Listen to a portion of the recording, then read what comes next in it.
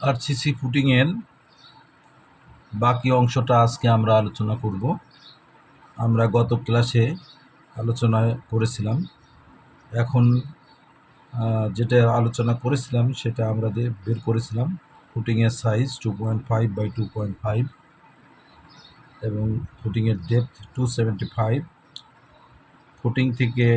ফুটিংয়ের top থেকে GL পর্যন্ত 900, GL two PL 500। এইগুলি আমরা গত ক্লাসে আলোচনা করেছিলাম।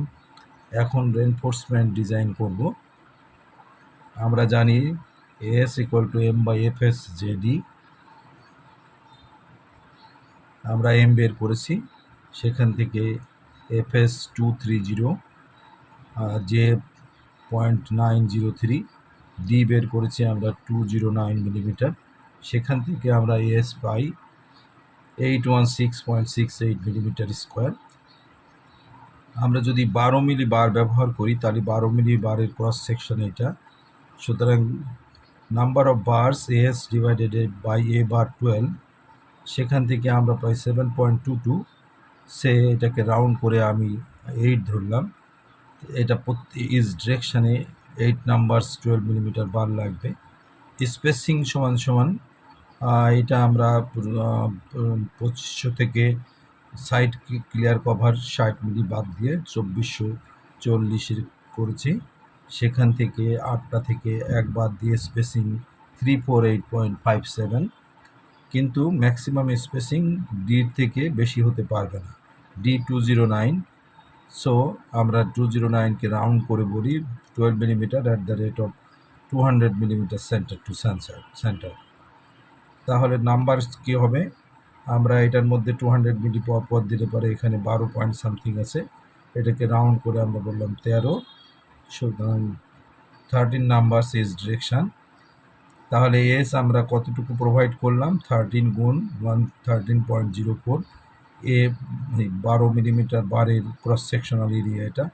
সুতরাং 1469.592 মিলিমিটার স্কোয়ার এ আমরা দিলাম। আমরা জানি এস মিনিমাম 0.0012 বিডি।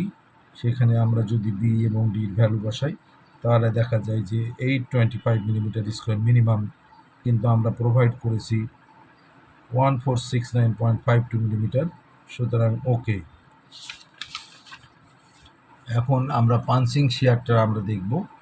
পাঞ্চিং শেয়ারে ফর্মুলা আমরা কিউ ও আপওয়ার্ড প্রেশার যেটা, সেটা আমরা সেলফ ওয়েট এবং সারচার্জের ধরে করেছিলাম। এখন আমরা সেটা বাদ দেব, কারণ এই পাঞ্চিং শেয়ার সারচার্জ এবং সেলফ ওয়েটের জন্য হবে না। সুতরাং কিউ আপওয়ার্ড যেটা এসেছিলো সেটাকে আমরা 2 দিয়ে ভাগ করেছি, কারণ আমরা আগে পূর্বে 2 দিয়ে মাল্টিপ্লাই করেছিলাম। এখন এখানে পাঞ্চিং শেয়ারটা যেখানে হবে সেটা আমরা ছবিতে দেখানোর চেষ্টা করেছি কলাম থেকে d/2 দূরত্বে। তাহলে পরে এই এরিয়াটা হবে বিসি প্লাস ডি। তাহলে বি থেকে আমরা এটা মাইনাস করেছি, মাইনাস করে এখানে যে পাঞ্চিং শেয়ার আসছে সেটা 169.16 কিলোনিউটন। এটা ক্রিটিক্যাল এরিয়া। এখানে তাহলে ভিএস পাঞ্চিং শেয়ার স্ট্রেস হবে V punch divided by area.